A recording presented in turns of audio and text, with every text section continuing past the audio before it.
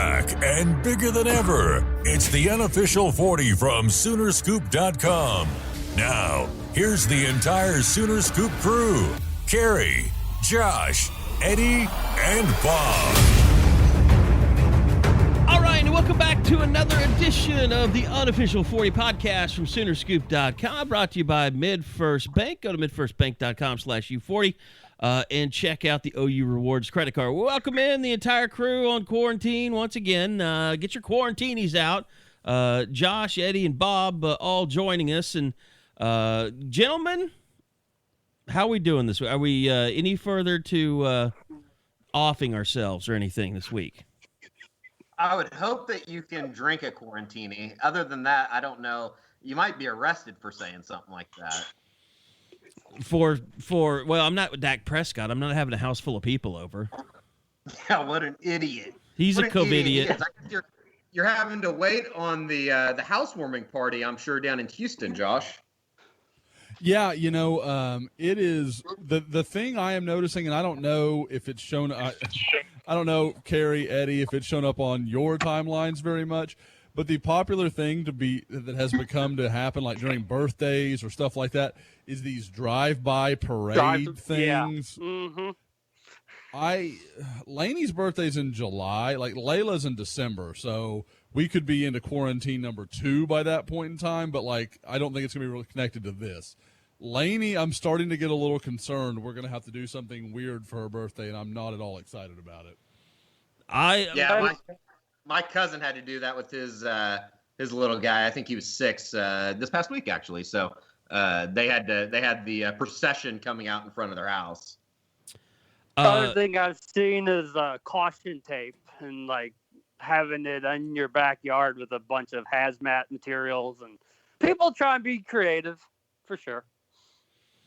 Well, you mentioned timeline, and before the podcast started today, I saw that the dumbest thing on my timeline that I've ever seen. A group has assembled in Oklahoma City called OK Back to Work.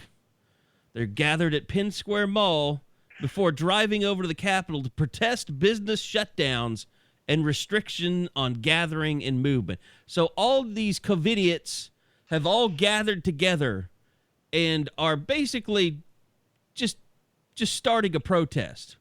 Not just hanging out with one another. There are flyers that are out there. Look at Dylan Richards, KOCO Dylan. Check out his Twitter timeline. They started gathering. I'm sorry, Eddie. I said I was forced to comment on it. I didn't want to, but I was forced to make some type of comment on Twitter about it when I saw that. Jesus Christ. Yeah. Well, Eddie, you're an influencer. This is sort of what you have to do. This is the responsibility you now have. I know, and I didn't sign up for this, but I guess this is kind of one of those hats I have to wear. It's kind of like Kevin Stitt having to mess with the global pandemic. He didn't want to have to do it, but he has to do it. My favorite tweet that he sent out was a lady just walked toward me offering an interview, and I had to tell her to stop walking toward me and back up to 6 feet. I was holding a mask, and she said, quote, "Those don't work, you know." And then she walked back into the crowd and shook a man's hand. What a these people. What a spirit of energy. Well, they say sentences like "those don't work," in medical schools all the time. So those happen a lot. That's probably an expert. We should listen to what she has to say. I mean, don't just write her off. We deserve this. We really do deserve this. Get okay, get okay back to work and church. That's a sign on one of the cars. Oh, God. Didn't that minister die of coronavirus that got in trouble for refusing to stop holding church? Yes, he was I want to say, I don't know if he was a pastor or like a bishop or some shit like that down in Florida. One of my favorite stories, but it doesn't beat, I think, my favorite story of the week, and that is the lawsuit that is being levied onto Liberty University. and oh my God, who I have now started to call the Antichrist, Jerry Falwell. It was just, it's one of those things that really came out of left field. This was tough to see how this was going to go when Liberty started calling students back. It was real. It seemed like the right decision at the time. I think it's really tough on, Mr. Falwell to have to live with these ramifications. I would say though that this today, doing this podcast, is, as we're doing this is the first day you can say there's been positive news in terms of the return of sports, because the man who I've been afraid that Stoops, boy, this is really weird, Trump, is distancing himself from. See, I want to talk about football, but I'm not talking about football. Dr. Anthony Fauci, he has come out and said that, you can play sports just as long as you quarantine yourself and no fans are in the stands. And that's the first glimmer of hope. Anyone from the and I think most people would say that Dr. Fauci is the leading expert on all of this stuff. Like, for him to come out and say, sure, you could play sports, you just have to do this, this, and this. Like, that's the first little ray of sunshine that we've seen since this whole thing started. Well, and Eddie, wouldn't totally take you're that. fired up about golf. Yeah, I mean, that announcement.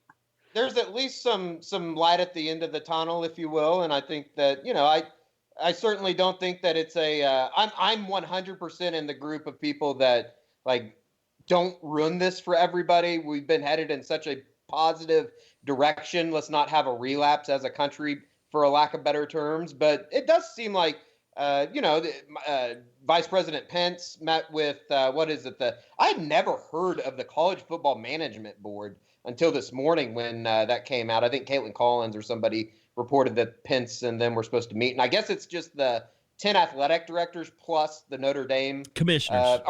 10 commissioners, right, plus the Notre Dame athletic director. I didn't even know that was a board or a committee. So, we're still a far ways off, but I think it's pretty positive for a lot of reasons to think that, April 15th things are headed in the right direction, possibly. I'm shocked that Bob Bowlesby hadn't said Eddie and Evite or anything to the management board. That really shocks me too. I'm such a big advocate of his that you would think we can. I'll throw some slightly. It's not breaking news, but the big rumor in the golf world is that the PGA Championship will be moved to Valhalla in Kentucky from Harding Park out in San Francisco. I don't. You see the things that are being said out of California right now, whether it be the governor, Gavin Newsom, or the mayor from Los Angeles. I kind of forget his name. He said something today about there's not going to be any type of public gatherings until 2021. I find that hard to believe, but we'll see. That's Garcetti, right? Yes, I think that's right. That I couldn't think of his name. Yeah, and they've been because of the OJ connection. Yeah, and California has come out and. It's kind of like everything else. You can say stuff, but then you can pull it back, but everybody's going to react to it. I do feel a certain amount of shame for some of the media that, tries to lap on to every little negative news story. Like, what good does it do to tell people, to write some story about, so-and-so from MIT said it's going to be 2022 until anyone can go outside again. It's like, you. Yeah. Just shut your fucking mouth, okay? Nobody needs to hear that shit. No, I completely agree. I get it to a certain extent, but, like, we don't need to be rewriting every time that Paul Feinbaum, of all people. He's been one of the worst. Like, it's almost a little bit in my mind, and I guess it could be viewed multiple ways, but in my mind, that's almost doing a disservice to the reader, to the subscriber, whoever. It's fear mongering. Yeah. I mean, it really is. It doesn't make any sense to me. It's interesting with is it Chris Cuomo? Is that Anthony Cuomo's brother? Like, the stuff that he's been saying is really interesting. Just, about, kind of taking a look at what he does for, it's just what, and look, we're sports journalists. We've always talked about, we wouldn't want to do the job that some of these people have to do, which is, cover murders and shootings and interview people when their houses have been leveled by tornadoes and stuff like that. That's just not why, I wanted to do this type of work. I mean, but all of this stuff to me is really interesting. And just Eddie and I have both been very vocal about this, just having to be first to write the story that is just like, well, you're not going to get this until, July now, or you're not going to get this. It's probably not going to happen at all, or, whatever. It's just, I've been saying the whole time, just sit back. Let's see how this goes. We're still in the middle, in the key grip of this thing. But for Fauci to come out and say what he said, I think that's the most hopeful thing that anyone said in any position of power throughout this pandemic that makes you say, okay, maybe this can happen. Maybe this is doable. And I think that's all something we would accept, isn't it? No crowds. Those and are quarantine those are players. terms we can live with. Sure. Yeah, the players obviously they have to live in that quarantined world. But during the season, is that really that far from reality? Well, here's what I'm wondering too. And I would totally. I think Eddie and I would both be down for this. I know Bob and Josh would want no part of this, but I would be willing to be quarantined for 4 months to cover a football team. And to be tested, made sure, we don't have it, as long as, we could cover the team and give people what they wanted. And I think most people at the Oklahoma and the Tulsa World, I think people would accept that. Yeah. There's no way they'd let me anywhere near it. It's very intriguing to me, just kind of, and we've had a lot of time, and I think that you saw that with what Chris Cuomo said. I really liked what he had to say in that minute and a half, 2-minute clip that I've seen on the internet, just as far as kind of, I think for a lot of people, this has been a look in the mirror moment. And specifically for people that, are, I guess, isolated or single or sick or having to quarantine by themselves. I think you look at the mental health and stuff like that, and it is very interesting to look at. But I also think that it's interesting from our perspective of what we do for a living that, if the season is basically cut into no fans are available, we become kind of the real conduit between the team and the fans. I think it'd be fascinating to see how things for us change as far as coverage. It's very, you can get lost, I guess, thinking about that kind of stuff and, what's to come over the next 5 months, just because of the fact that, again, we've said multiple times now, we just don't know. You don't know what's going to happen. Somebody asked me about what was going to happen with football, and I literally couldn't tell you any idea what's going to happen, just for the fact that we don't know what's going to happen in the next 7 days, let alone the next 5 months. I don't think I want to know what living in a hotel with Eddie for 4 months would look like after 4 months. The amount of beer cans that would be stacked up in the corner of that room, it would be unbelievable. I'm trying to decide which of you would drive each other crazy first. Carrie, we lived together for basically a month when we went on those bowl trips / U.S. Army games. Oh, no, you didn't hear me say we would kill each other. We would get along. We would thrive as roommates, for a 4-month period in a hotel room. I'm just saying, I get to see Eddie's trips to the the convenience store, and then the beers come and then they're gone. But over a 4-month period, it's gonna be a lot of beer, being drank in that time. Yeah, I would think so. I would also hope if we're being quarantined, we can possibly figure out a way to get our own rooms. Just maybe. It's gonna be pretty damn expensive to stay in a hotel for 4 months. Well, in my mind, I don't see a 2-room situation. You think Eddie, unless paid for all of this, in my mind. I was thinking, unless the Oklahoma Athletic Department's coming in on this, I'm gonna go step in on this. This is not gonna happen. Yeah, it's. I don't know how else you do it though. You've got to have. I guess. Can you really do games without media? Do you just let them come in during the week? But even that, is going to be kind of sketch.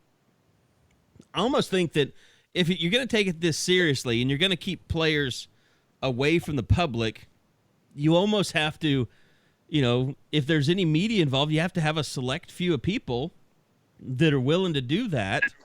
And because you don't want to expose them to people you can't control. I mean, that's the whole purpose of quarantining a team. Yeah. Have all four of us, I certainly think I count myself in this group, but have all three of you basically reserved to the fact that we're going to get sports at some point, but the thought of fans being able to watch in the stadium, probably, I see no way that can happen at any point. Yeah, I think in people 2020, as of what we know on April 15th. I think people have to reserve themselves to that fact. Like, if you've got season tickets, you're going to get a refund, but you're not going to be able to watch your team in person. Are we intentionally not saying resign, or are we just going with reserve for fun? Well, I fucked resign up. yourself. Okay? Everybody keeps saying reserve yourself. Look, I woke up 5 minutes before this podcast. Okay, dude, I was falling asleep in Lainey's bed reading her a bedtime story. They waited extremely long to go down for nap. Dad problems. Hashtag.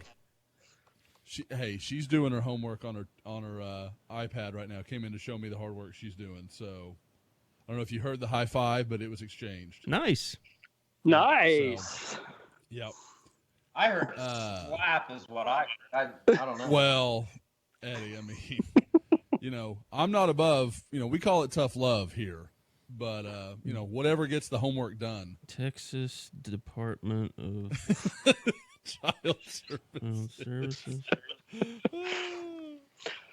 You think there's legitimate worry that if there's no fans in the stands and they get through a season that people will actually enjoy it more watching it from home? Or you think they'll be missing out and that attendance will actually spike back up? I mean, let's not act like people haven't ever missed a game and had to watch it from home. I mean, come on. Like, I saw that, like, ADs are concerned that fans will get too used to, like, do they really think that every fan has made every game since, 1988?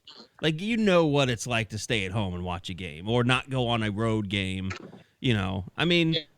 I just think that's ridiculous. Are you referencing the tweet from Bruce Feldman this morning? Yes, and I'm not shitting on Bruce Feldman. I would have to think that those people that are going to make that type of decision, I mean, let's be honest, guys. We live in the world in 2020. I don't think that those people are going to just all of a sudden realize, like, I think the people that are already staying home made that decision a long time ago, that they're just not going to mess with the game day atmosphere. Like, that wouldn't be, I would love to know what AD that was from. Like, I think there's two ways to look at it, and you either have to look at it through the perspective of a Power 5 conference, and particularly a program like Oklahoma, or you look at it through the lens of those G5 programs that were kind of the subject of the Pete Thamel article yesterday, which I thought was really fascinating. As far as kind of the trickle-down effect that's going to possibly happen or has already started to happen in those mid-tier ranks. I told you guys yesterday, if I was the, just for instance, the golf coach at Toledo or Miami of Ohio or something like that, I would have a hard time living right now, just with kind of the unknown of what's going to happen. Any wrestling coach across the country right now, like, no doubt. And I saw. Was it St. Edward's out of Austin? I think they're a D3 school. They cut 6 programs today. Both tennis teams, both golf programs, maybe track and something else I want to say. But like those smaller schools, like the SNUs of the world, up in Bethany, Oklahoma, I don't know. They might have a very tough time surviving in this climate. Well, the thing that you're seeing is you're seeing all these teams like begging for relief from Division I status rules because let's face it, there's a lot of schools out there that some barely meet the requirements to stay Division I, others don't, and then they have to get a waiver to go year to year like they're on probation. So there's a lot of fat trimming that could go on in college sports, and I think you look at it, like this forces people to just say, yeah, we're pretty much just about playing football and maybe a little basketball. Like, our mission really isn't to provide scholarships for those who are going to go pro in another sport. Like, our mission is to make enough damn money we can keep the lights on, and our coaches could be making $5 million a year, and our AD can be making $1 million a year. Like, it's forcing people to actually admit what they really are right now. So the thing I keep coming back to, and I think it really is going to be prevalent for Eddie, at what point do some Oklahoma salary, they start looking at some of their coaches' salaries? Oh, it's coming. I mean, it's already in the works. I don't mean the football coaches. It's funny you say that, Josh, okay. because you saw what happened with Cincinnati yesterday, and some people are saying they've been looking at the men's program and cutting it for a long time. I bet you could find a couple places around the Lloyd Noble Center that need some trimming up to do. Yeah, I would say there's no way that Sherry Cole can survive this. There's just no way. It's no at least with way. the salary cut. She can't. I think it gives OU the perfect excuse. Yeah. Like, even if they want to live with keeping her because of all that she's done. If you want to stay here, you make half of what you made now. Exactly. Really less than half, because she's making a little over one. I would say like a quarter, and then hope she doesn't, and be like, she didn't want to keep it, so we had to move on. And all this stuff about, all these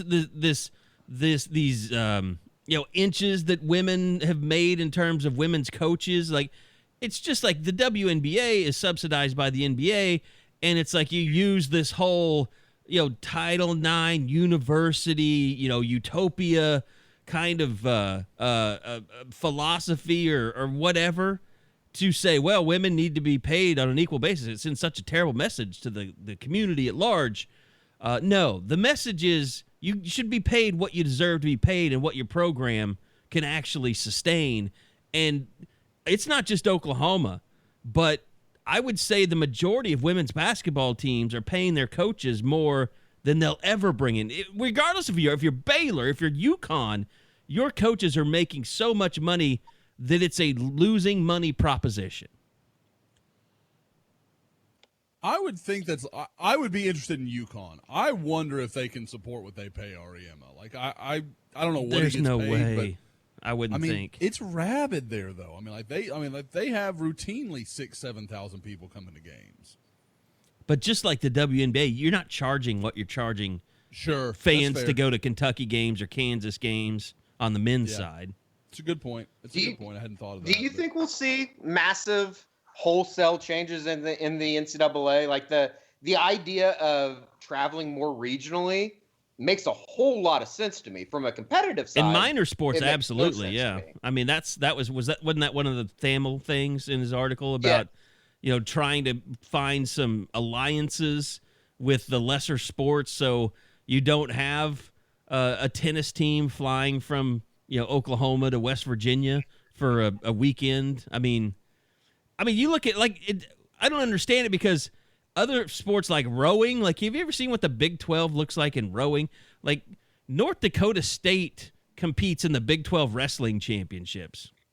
I mean, it's bizarre. Yeah. It's like, Denver University Gymnastics. of Denver. Yeah, there's all sorts of weird affiliations. Yeah, so I mean, it wouldn't be that abnormal if you're abnormal if you're. I just eddied myself there. Abnormal if you're in athletics to say, yeah, we have to change. Who our opponents are, who our conference is for tennis or soccer or whatever. Hell, even women's basketball. Yeah, I think you would say, okay, we know we can at least break even at worst on men's basketball, and obviously college football is a huge moneymaker. Those can operate as normally. And then, Oklahoma's schedule in men's tennis might be UCO and Oklahoma and, Oklahoma State, whatever. I mean, whatever is regional and feasible. But this is where the NCAA has put themselves. I mean, they're the ones that have done this to themselves by trying to treat every other sport like it's not responsible for its own revenue stream, and just allowing so much money has been coming in from football. It's allowed them to subsidize these other sports, and that's just been the way they've gotten used to doing business. And now you're sitting there saying, this is happening, this pandemic's happening, and you have to ask yourself, oh, God, what if we don't have football revenue? Your whole system is so screwed up that you have to look at changing things on a systematic level across the board, across the country now, to finally figure this thing out to where you're running it, and it can sustain itself.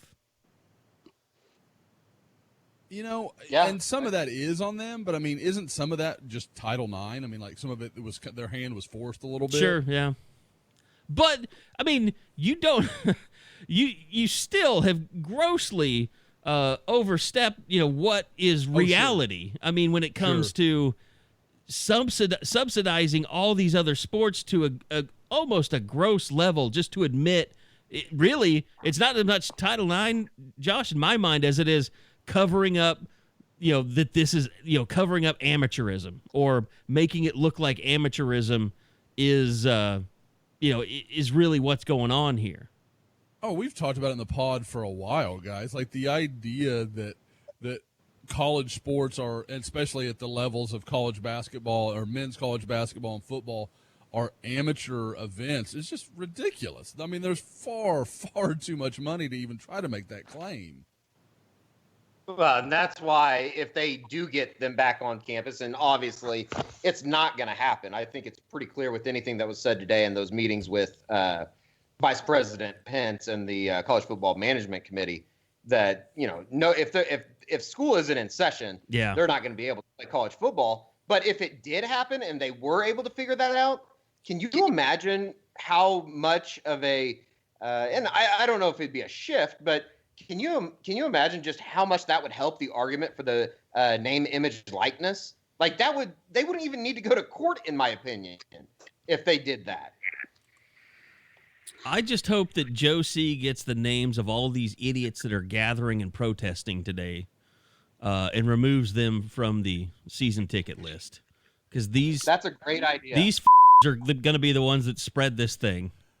Guys, when we're just trying to get back to football. I want to say this as an Oklahoman. Like, I know I live in Texas and everybody listening knows that, but I want to, this is what happens when you let your state become embarrassingly bad in school funding. Like, these are the uneducated masses that run out of the I don't know. This one dude's got a really nice Challenger that's there.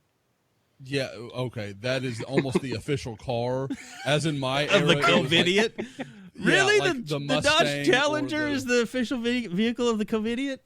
It's up there. Yeah. Yeah. I mean, I do. There's this one lady that seems to be putting a sign on the back of her dually, her F950, by the way, which you drive, Josh, that says, "I can't wipe with Kendal." That's really weird. What? She's a big girl too. Is she talking about the reading Kindle? Is that because it's not paper? Yeah, was she planning to wipe her ass with no books? Sense. It looks like she's spelling it Kind. Oh, there. I guess that's an E. If it's, I think Kindle is Kindle, isn't it? That's how this is spelled. Yeah, I'm looking at it right now. Yeah. Okay. So she is upset that she cannot wipe her ass with her books. I think it's a double protest. Maybe we're not giving her enough credit. It's a double protest against Amazon. Oh, maybe. Okay, sure. Well, it was originally announced as it was going to be an auto show rally, which I always have found to be code for Ku Klux Klan meetings. Well, that would explain the Challenger being there. Yeah, which is even more funny that the Dodge Challenger is the face of Alabama football and the Get the Work Back to Work program in Oklahoma. I'm surprised that this flyer doesn't have a "Don't Tread on Me" flag on it, because that's really who these people are. Like, that's the whole. I had to take it off. A lot of these same people were the ones that were flying the Confederate flags when Obama came Oklahoma. Absolutely. Yeah, there's got to be some correlation there. It's just that whole, they just slowly strip away all your rights until you look up and you have none. Like it's like nobody's stripping away your rights. I mean, you're free to take you and your family to Home Depot and have a ball on the weekends because people are doing that. Like it's like no one is restricting you from doing any. We have the most loose. It's not even a shelter in place. It's a stay at home if you want to and you're not elderly and infirmed order. The McQuestians moved this weekend. Let's just be real about this. And then sold our home, had to go to a meeting, took our children with us because we had no one else to take care of them. It was a shit show. So, yeah, they're like here's a nice one. This one has a fake news crossed out in its windshield. Like, oh, here we go. All right, we're deviating closely to politics, and I don't want to ban everybody here. I don't want to do that. So let's just let's be careful of where we walk. Maybe we'll ban you, and we'll just take it over. And we'll do whatever we want. Will you, sir? I can have all the buttons and the recording gear here. I learned that this week that unless you're in charge of the buttons, you really have no control. I got kicked off my own morning show for a while this morning or yesterday. You've been on a roll. It was his fault. Of course it was. Of course it was, buddy. I've got a 5-year-old and a 2-year-old. I hear that argument a lot. It's fine. I mean, her in their case, but sure. Yeah, I don't know where we left off or where we were going, but yeah, I think I just made a crack about these people are the reason that you can't sit in the stands this year. Well, Gabe Eicher just tweeted that too. Oh, did he? Yes, he did. He showed there's a picture of the view from the KJ 103 studio. Oh boy! Are they live? There. Is this live feed? Is this like a police chase on TV right now? I'm not sure. It should be. Like, it absolutely should be. Aerial shot for sure. Oh, because they probably went early. I think Stidder's supposed to have a press conference at 3. This is say how much I hope you're talking about the picture on Twitter. Yes. Oh, okay. Yeah, I got you. I just flipped on TV it was to somebody see that if they just took a picture from the studio across the street into the parking lot. Oh, okay. Yeah, nobody's going wall to wall live coverage on this thing. We got Let's Make a Deal on Channel 9. Something on TV. Yeah, but no, I mean, I think you mentioned earlier. I think people out there listening and not protesting right now, I think you have to prepare yourself. And this is where I think we are today because of what Fauci had to say. And like I said, who knows about California and how much of a wrinkle they're going to put into it. But prepare yourself if you don't already realize this, but you're not going to be able to watch football in person this year. You're not going to be able to travel to away games. I mean, you're just not. Yeah. But I think you will have football. For that, it will be interesting, but it's a hell of a better trade-off than in a month and a half. Hey, guess what? There's no college football this year. You have no sports for 2020. Like, I think everybody would agree with that. And I also think it's not dependent on someone like having a vaccine is not going to be the key, I don't think, to playing or not playing. But then again, I mean, you're probably going to have like that is if golf comes back, if Major League Baseball comes back, and you don't start having teams like if teams come back for golf and baseball and like coronavirus starts spreading within the players, that's going to screw everybody. That'll screw your football season up. No. Because Rudy Gobert set this thing in motion, and if the Rudy Gobert thing happens all over again, we're all screwed. Are they going to be teaching like Rudy Gobert in like history books? I'm sorry, you two were talking at the same time. We all think it's Gobert. What if it was Donovan Mitchell that actually started it, and he gave it to Rudy? No, I think Donovan Mitchell was so pissed.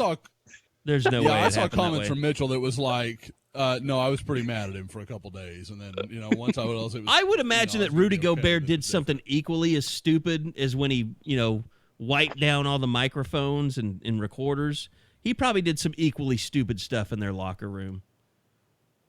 maybe Rudy Gobert. Maybe that's all we have to do is contain Rudy Gobert. He started all of this in America, and now that he's contained and better and asymptomatic, then we're all fine. Well, no, Eddie remembers this. Rudy Gobert's a hero. He's the hero that saved us all. Remember that columnist in Utah that tried to write that story? Yeah, he's a hero, but not as big of a hero as the San Francisco 49ers are. They saved Oh, my entire God. city. Go Niners. Saved an entire population. Kansas City had a pretty big parade, and that isn't the epicenter of the coronavirus, so I don't understand that thinking out in San Francisco. People have just either side, and we talked about this a little bit last week, but no matter where your political affiliation is, people have lost it on both sides. Oh yeah, and it's comical in a way, but it's also really sad. So it's really just it's a f***ed up situation. I don't think there's any other way to say it. Thank God for a little bit of recruiting here and there, because I don't know what I would do without at least some type of I guess escape. You know, and we've got a roundtable coming where some of this, we're going to talk about some of this stuff, but it is notable that this Saturday was going to be the spring game if we lived in an alternate universe where coronavirus never happened, which is amazing to think about because we had a first couple of press conferences. We actually had a media day with Alex Grinch setting the scene for everything that was going to happen with his defense, even though I think we knew when we were talking to Alex Grinch, was that would have been the day before Rudy Gobert, right? That would have been a Tuesday. Yep. Mm-hmm. And like when we had the press conference with Lincoln Riley, like everybody was further back than normal, and we were all kind of like, "Oh, it's the coronavirus press conference setup," right? And I even said that to Lincoln, and he kind of chuckled. And it wasn't like we were being insensitive dicks or anything, but it was just I remember. I'm just saying that because we knew something was brewing, and like this was becoming a bigger and bigger thing. And I think, Tuesday we knew kind of like, okay, well at least we talked to Alex Grinch, and because it was supposed to be just players on Thursday. And I remember thinking, like, as we were leaving, they're like, well, they probably want to keep the players away from us because that's who you're really worried about. And then the Gobert thing happened. And then everything shut down immediately. So, like, that's been almost, 5 weeks ago now since that happened? I mean, to think we were supposed to go through an entire spring session. Like, today or tomorrow would have been the last probably media availability we had. And then we would have had the spring game. It's just amazing and ridiculous and kind of sad that this is where we are, that the spring game finale was supposed to be this weekend. Yeah, well, it's insane. And if they would have done the schedule differently, what if we had photo and video for that first day of practice? We would have had our 15 minutes. Would have been a game changer for the site. It would have meant a lot. We wouldn't need any government stimulus package if that were the case. To see what some of these guys look like. You know how much a lot of people care about that stuff. You say that. Did I would you have see loved Shane to have had Witter some reaching spring for his football B-roll. toes? What'd you say, Eddie? I'm sorry, say that again. I said I would have loved to have had some spring football B-roll. That would have been fantastic from a video side. It would have been like, finding a Honus Wagner card in your grandma's chest or something. It would have been rare and valuable. I would not wow, be okay, like a grabbing chest my of grandmother's drawer. chest. Okay, like What you think I meant, like her boobs? I'm with. That's what I would swear I was too. I was like, wait, what's happened?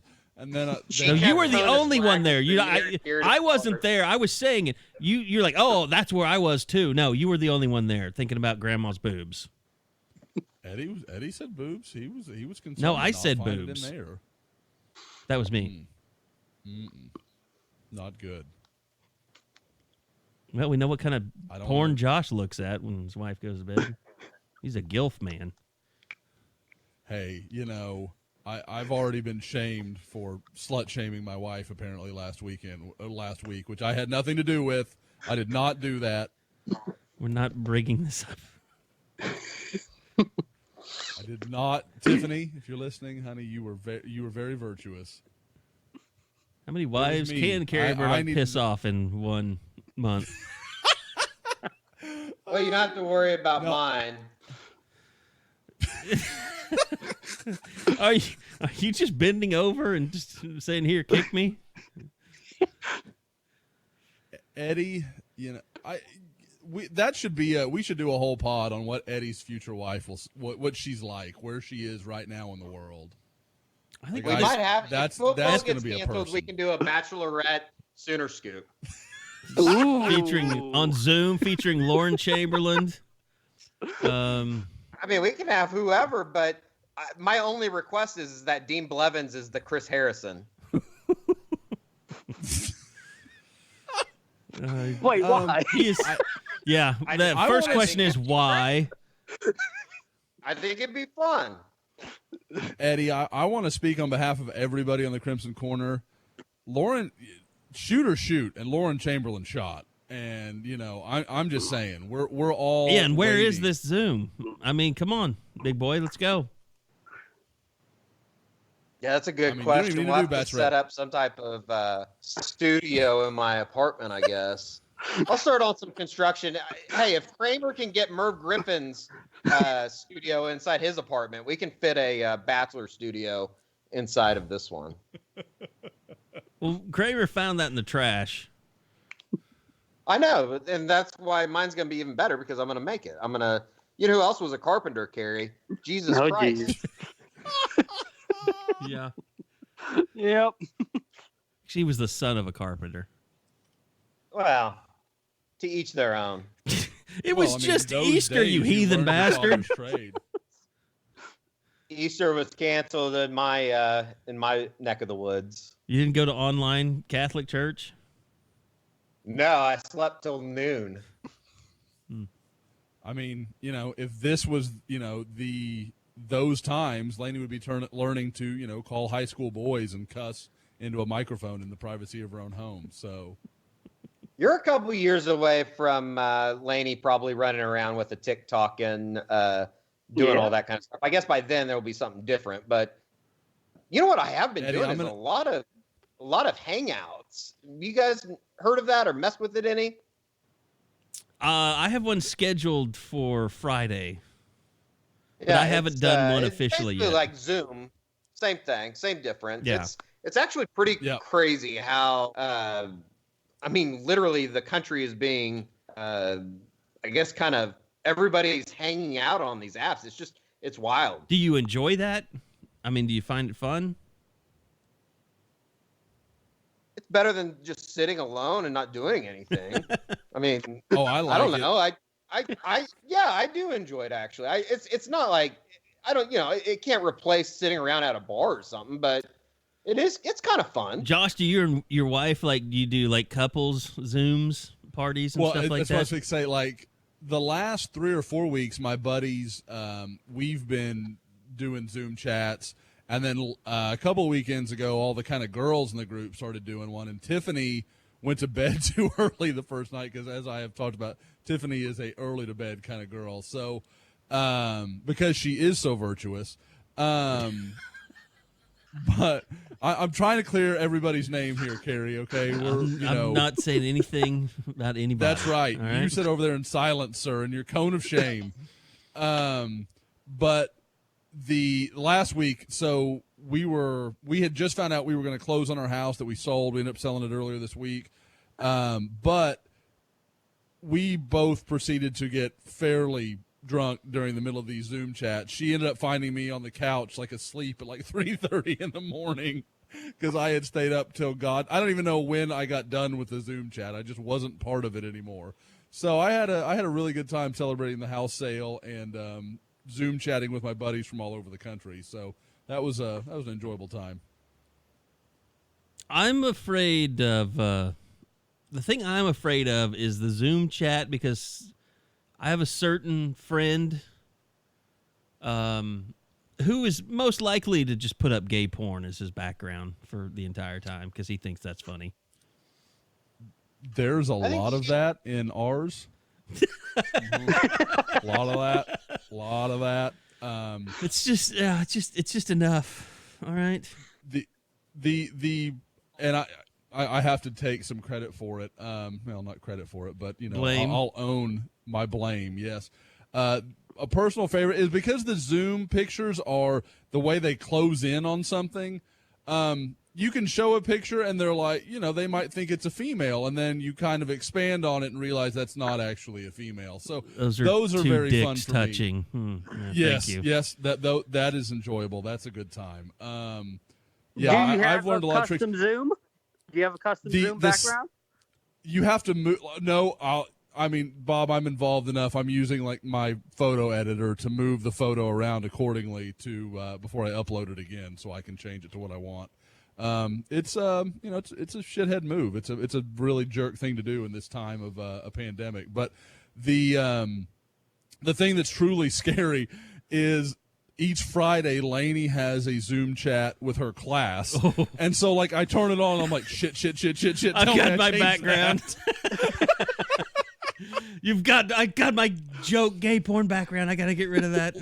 Like, and I won't even leave it normal because I'm like, nope, I'm uploading some picture. Like last week, it was like a family picture of Lainey, and her teacher immediately is like, oh, look, that's really great picture of the family. And I'm like, I did that just to make sure that nothing could be left there. There could be no remnant of problems. So when you say a lot of your friends play jokes on each other by putting gay porn in the background, it's you that puts gay porn in the background. That's what. It's all of us. Make no mistake. It is a lot of.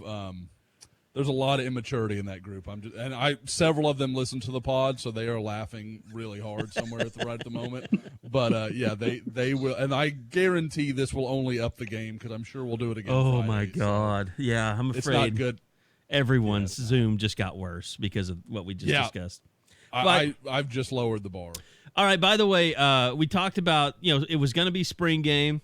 It was going to be a huge recruiting weekend. And that's kind of some of the stuff that we're going to cover in the roundtable this week. But let's just talk about it. Recruiting wise, a lot of, again, coaches at home doing what they can do, offers here and there. But how much of this weekend, not just missing spring and missing the spring game, but how different would life be this Sunday compared to what it's going to be because of the loss of the spring game and the Baker Mayfield statue reveal and kids coming. I mean, would this have been the weekend where you could see somebody like a Caleb Williams, if he was gonna commit to OU, he would have made it this weekend and he would have tried to put pressure on other players to commit and make kind of a snowball effect out of. I mean, would this have? Is Lincoln Riley missing out on the big snowball weekend that probably would have happened? Do you think? I definitely think so. I mean, Bob can absolutely weigh in, but that was my feeling, is that was the plan. I don't even know if it had come to, where Lincoln's sitting down and having that conversation with Caleb Williams. Okay, we want you to do this. You're going to tweet it out when you land, and we're going to do this and this to make a bigger deal of it and make sure, and then we're immediately going to get you around Mario Williams and whoever else was going to be in that weekend to really try and sell the whole thing. But I do think that was what Oklahoma was hoping would kind of start to take place. But, it's never going to happen that way. And that's the question to me. I know Bob's talked a lot about how long can you let Caleb just kind of go on as uncommitted and hope that means something and hope you can help that sell to other recruits. To me, it's as much about, guys, I don't know how, what are you waiting on? And if so, when do you think that's all going to be better? I mean, everybody's telling you there's not going to be any huge group meetings for a long time. At some point, you're going to have to accept that you're just going to have to do this. And frankly, guys, I think this is the perfect time to commit, because what other news is there in the sports world? You're going to get you're going to be headline news on maybe Sports Center if you're a big enough guy, because there's nothing else to talk about. Exactly. That's why it's. I mean, I've talked about the last two weeks, but it's not stopping these other schools. Heck, right before we went on, our favorite defensive end from the state of Florida, Tunmise, ended up picking Tunmise Adelier. I got you, Bob.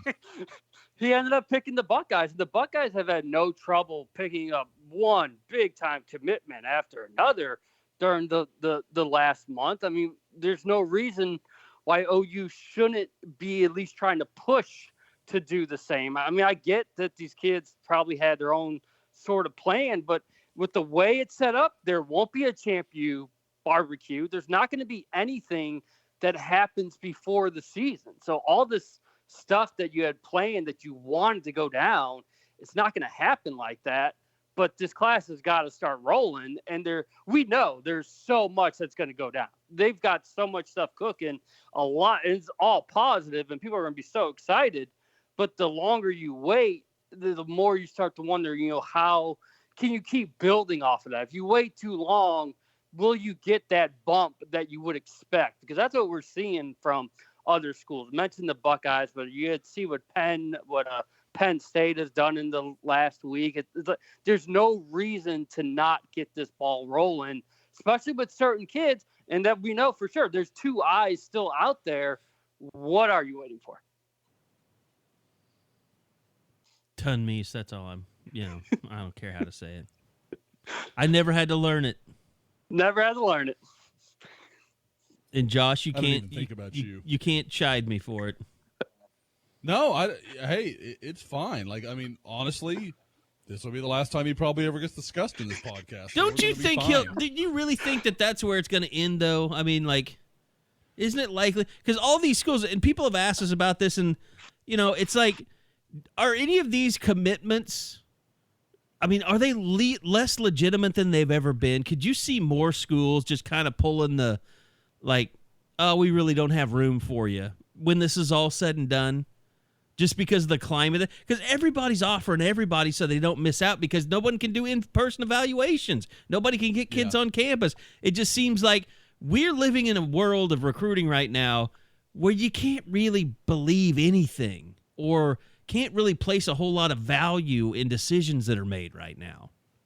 Well, if they don't change the recruiting calendar, then I think you can still rely on things. But if there's still early signing day in December and nothing gets open until August, I mean, that's just going to be a mad rush, and these kids aren't going to have all the time in the world to go to the schools that they want to see, and the schools aren't going to be able to pick and choose because they're going to be planning for an abbreviated or whatever kind of season that they're going through. They're not really going to have the time to go through the in-depth recruiting process. But I'll be curious to see is if this drags into August or September, do they do away with the early period for this year because of the fact that no one could go about their business in the usual way, evaluating for the coaches, making visits for the recruits.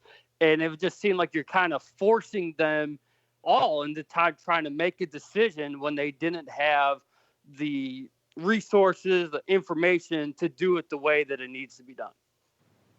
But I think once kids can start going to campuses, that a lot of these kids are going to be looking at it like, well, I committed before I could really go anywhere. And so when things open back up and kids can start taking visits, I'm not saying just to the coaches, but I think the players too, like, I think they're just going to, at some point, they're going to be like, well, I committed at a different time. The world was closed off and I couldn't really look at all this stuff. And now that I can get out and meet these coaches and who knows? I mean, maybe some of the coaches right now are being lazy and then they're going to start putting the full court press. I mean, there's so many variables out there where I almost think that none of this, well, not none of it, but a lot of it won't really matter from what we're seeing right now. What is Ohio State doing right now that everybody else isn't?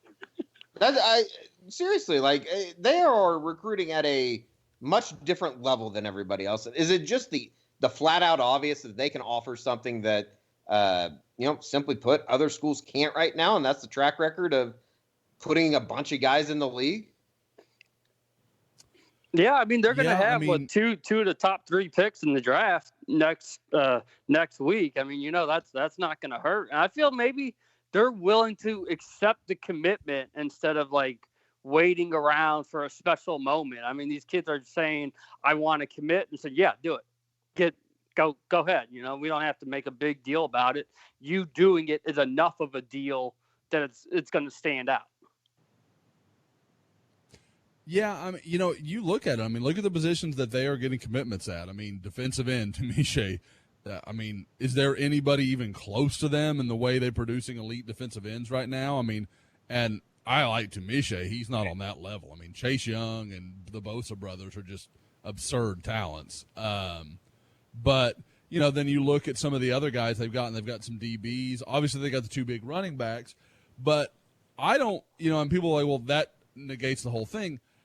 I don't think there's a premier program in the country that was more, I don't know, just lacking the players they needed than at running back at Ohio State. I mean, they really had not landed. I mean, last year, Bijan Robinson really hurt them not getting him because he was supposed to be the guy. I think he would have been a clear-cut day one starter for them. So that really kind of changed the story and the narrative a little bit there. But, yeah, I mean, I've talked to a few people, Eddie, kind of like, what's going on here? And I don't think it's anything special. Honestly, it feels like Ohio State was, right before the whole thing started, was right about to land in a bunch of guys. They were about to reel them in.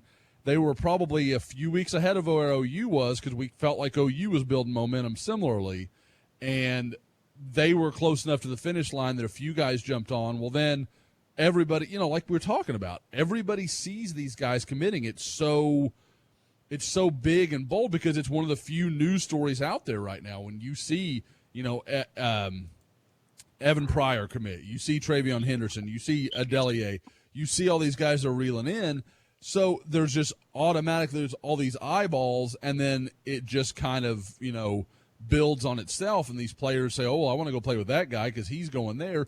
It's kind of on a smaller scale. It's not different from North Carolina. North Carolina's reeled in a bunch of guys that are really, really good players and look like they could be closing in on a few more because they're one of the few schools that's actually landing commitments right now. So, you know, for Oklahoma, you know, like Bob said, if you could get a commitment, why not do that right now?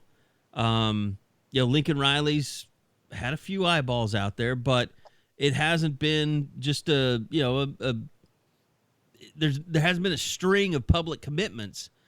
And, you know, some guys that you think, like Latrell McCutcheon that might be in the mix, he releases a top 10, makes you wonder how close that, you know, is and things like that. So I guess a lot of fans are saying, what is it that Ohio State's doing that Oklahoma's not doing? You know, I will say, you know, people got so wound up about the top 10, and don't get me wrong, it was a weird step. I'm not going to say it wasn't. But I will say, literally, I think it was 2 days ago, Tevin Williams from Stillwater puts out his top 5. Today he committed to Baylor.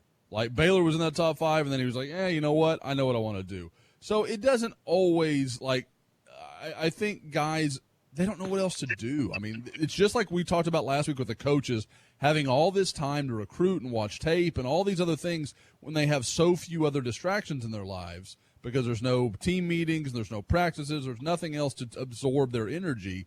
So they're focused on recruiting. Well, these players are the same way. They can't do workouts. They've got all this time on their hands. So I think you're like, well, what could I do today? Oh, I could make a top 10 list. Let me call Hayes Fawcett, and he'll do a graphic for me. You know, like, it's not – I don't think it's indicative exactly – kind of like, Kerry, what you were saying earlier where it's hard to take any of this seriously. I don't think that's exactly where Latrell McCutcheon is in the world right now. But it was something to do to pass the time, and I'm not going to begrudge a 17-year-old. I mean, Lord knows I was doing that kind of crap. Just nobody cared. Your mom did, I'm sure. Your dad. No, they hated me. That explains a lot of where I'm at. You know? Anyway, so recruiting activity-wise, what has really kind of jumped out at you in the last week, Josh? Well, I've got a woke up on the board. The thing and it wasn't really intentional. It just kind of ended up. I ended up having a lot of conversations about Kendal Daniels. and I can't remember how much of that I covered in the pod last week, but I spoke with him. I got the impression that Clemson has really made a run in his story. I think Brent Venables is leading the charge there, and I asked him, I kind of was joking. I was like, how many times did Brent mention Isaiah Simmons? I was like, tell me, was it more or less than 20? And he was like, it's about that. And I was like, yeah, that sounds right. That's what I would do too if I'm Clemson. You know, that's the name I'm going to just hit you over the head with. And talking to some people, I get the impression that Oklahoma has really, and even, you know, a little before the Clemson thing, but over the last month to month and a half, has really turned the temperature up on him. They're making him a priority guy. This is the guy we want. And I think they know that you go and land this guy, and you beat Alabama, you beat Clemson, you beat LSU. I mean, you beat all these A&M's very actively involved in his recruitment. So I think it's going to be very hard for any school to come in and take him away from Oklahoma. He's very close with his mother. He has familiarity with OU. Really talked to me about he and Brian Odom having a good relationship that's just really long past football. You know, he's like, we don't even talk about football really. It's my family, what his family's doing. You know, we have a connection that's better than that. So I think that is kind of a good sign of where he is with OU right now. But he's still talking about taking his 5 official visits. He was going to do them kind of over the spring and summer, but now it looks like he's going to push that back and try to work it into the season. We'll see how that goes. I mean, we don't know what that's going to look like. I think he's one of those guys that it is an advantage for Oklahoma because he is in state. He's most familiar with OU. And really, it looks like he's going to get one shot to look at any other school he wants to look at, and that's going to be tough for anybody to play that much catch-up. Josh, you mentioned his relationship with Odom and say they don't really talk a lot about football, but did you get a sense that he's okay if he's a linebacker for the Sooners compared to being a safety at some of the other choices? That's a good question, and I kind of asked him directly. I said, what are these schools telling you? I mean, they tell you linebacker, they tell you safety, and he was kind of they kind of tell me it'll work itself out. You know, like I can start at safety or I can start at linebacker, and we can kind of move me around and see what really fits and see how they want to work me into the defense. But when he talked to Oklahoma, I mean, it was clear that Oklahoma was a little more clear-cut that it was going to be linebacker, and I won't go so far to say as he saw that as a negative, but he did say that he likes the pitch of, you know, kind of letting himself fit into the defense wherever his maturation and, you know, as he gets bigger, stronger, faster, where that fits best, put him there. I don't think he has a huge preference. He just doesn't maybe want it to be decided before he arrives. I'm just seeing this new Gabe Burkich video. Sorcery. I mean, I'm still like when I see this stuff and it's just like it's not like it blows my mind because guys do cool stuff like that all the time. But he's got to be the most underrated OU football player or non-celebrated or just, you know, not talked about. Like the year he had last year was amazing. And by the way, didn't even start. No. Because of that drunken Scott. That's some shit, isn't it? He didn't miss a field goal. He didn't miss a kick. He made every kick he made last year. Oh, it's insane. And now he's a TikTok sensation.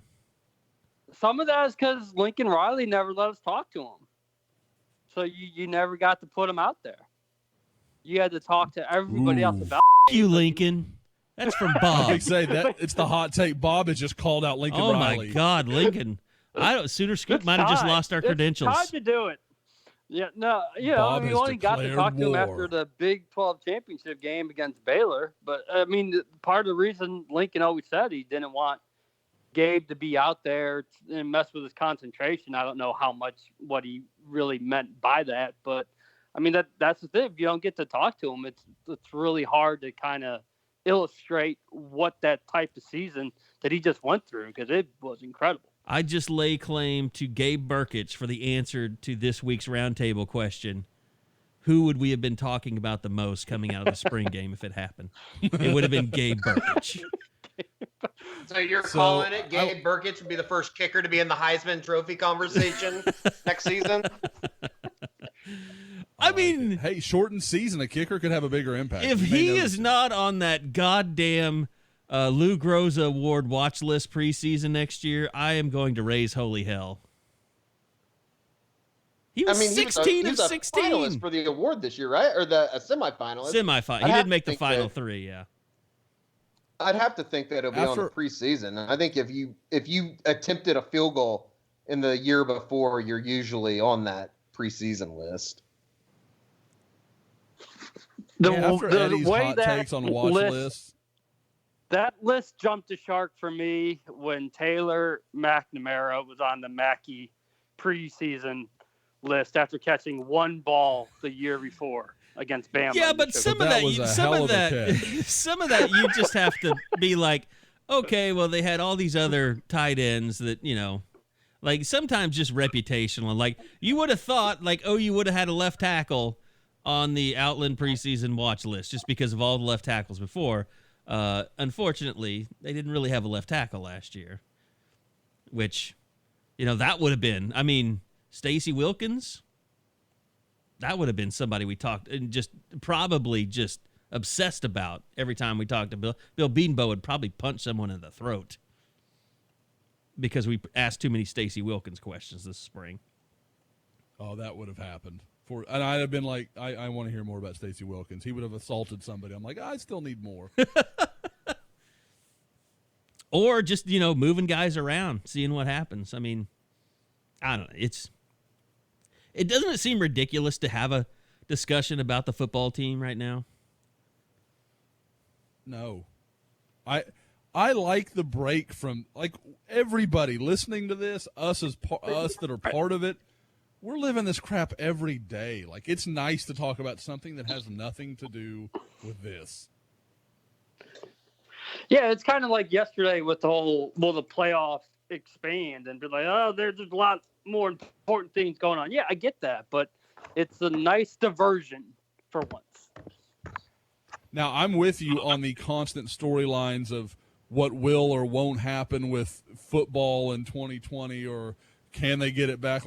We don't have any answers yet. Just calm down. You know what was interesting to me yesterday is, they've started having the jump again, and everybody's at a different location, but they kind of figured out how to do it for broadcast purposes. So it's back.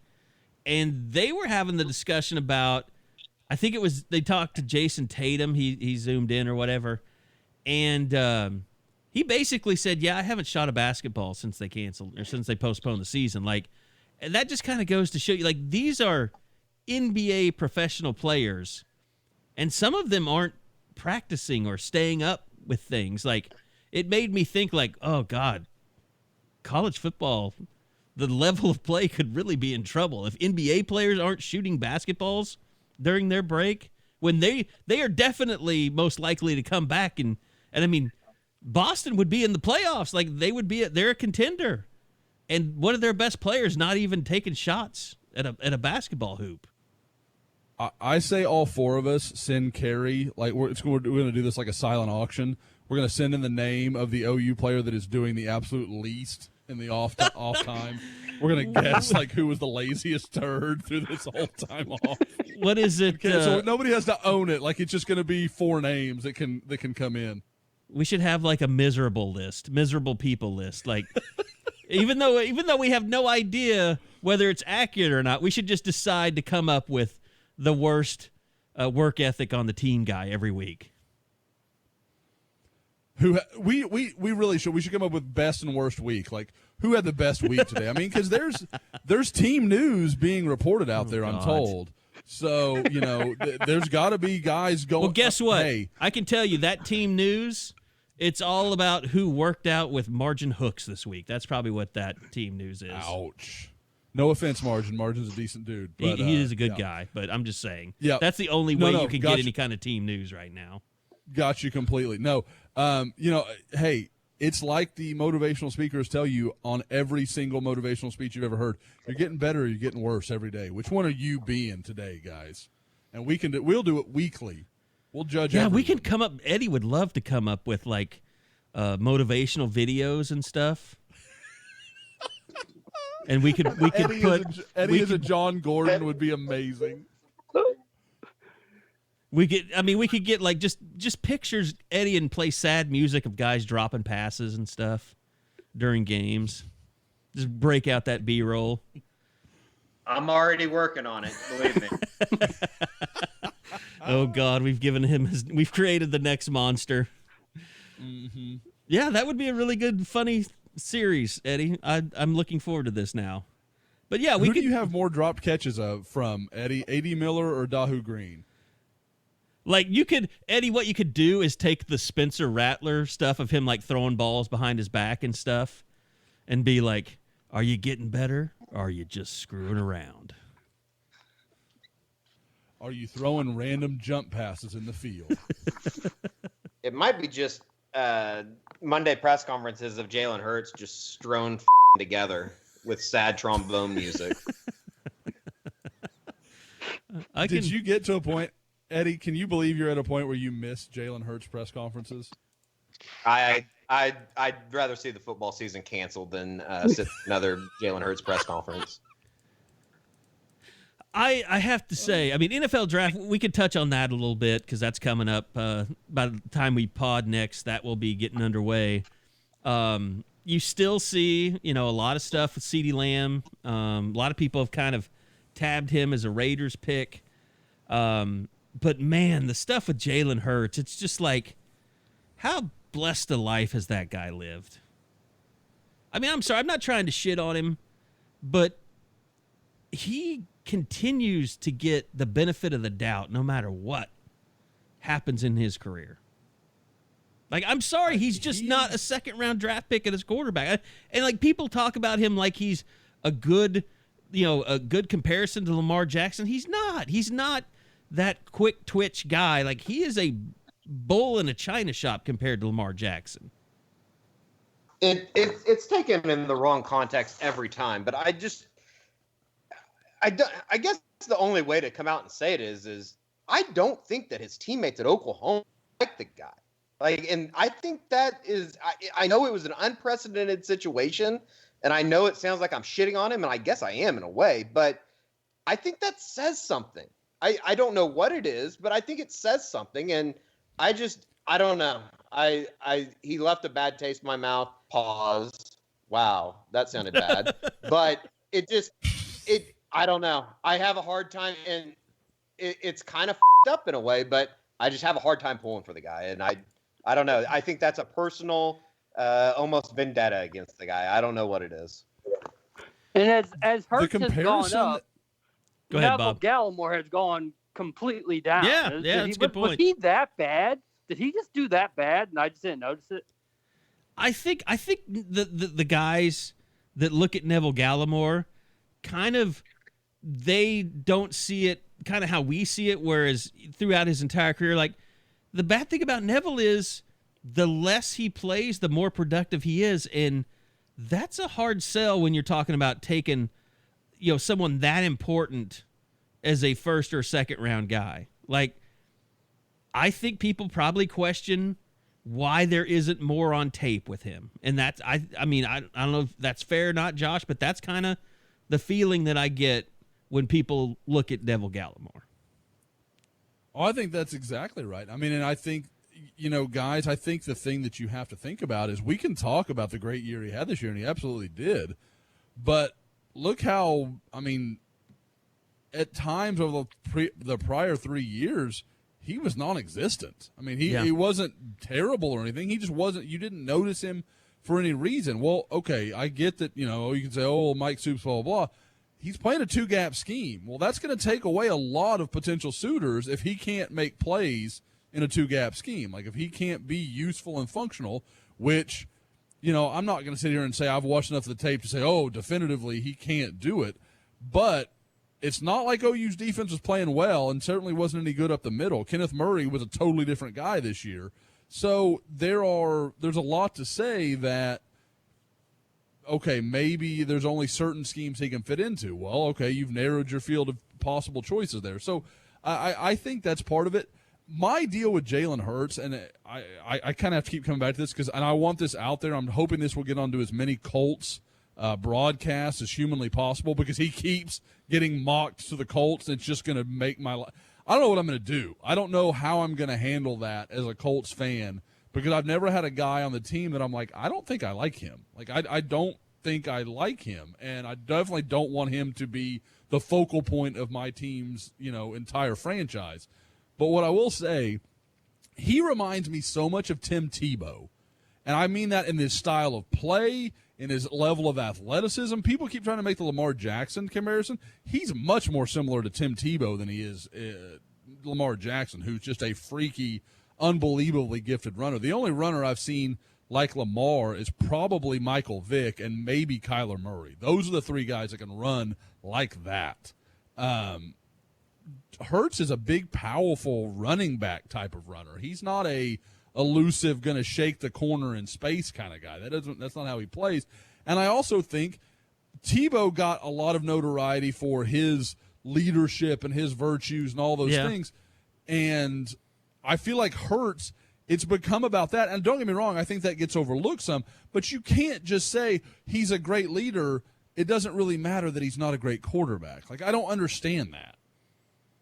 Yeah, I mean, the one thing that I take from, Jalen Hurts' year at Oklahoma is not just that he wasn't Baker or Kyler, but it's hard for me to escape the fact that, he was replaced at Alabama for a reason. Tua was just a lot better quarterback. Just a much better quarterback. And Tua was a much better quarterback in a system that wasn't built around guys like Tua.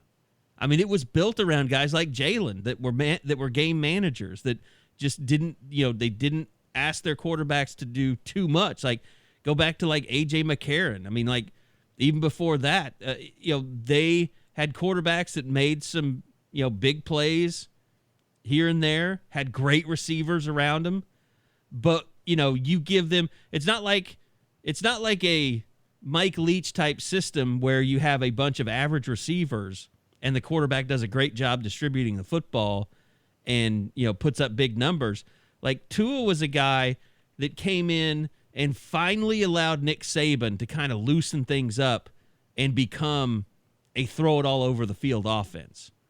And Jalen Hurts never was that guy, and it was for a reason. And we saw that reason this year at Oklahoma. I just can't get away from that. They were young, but, you're talking about him as I guess that would have been his sophomore year. He's throwing to Jerry Jeudy, Henry Ruggs, Devontae Smith, all these great receivers, Alabama. And, again, I know they were young. They grew up with Tua. That's fine. But Nick Saban, in the middle of the biggest game of the year, took his experienced quarterback off the field to place a freshman with almost no experience on the field.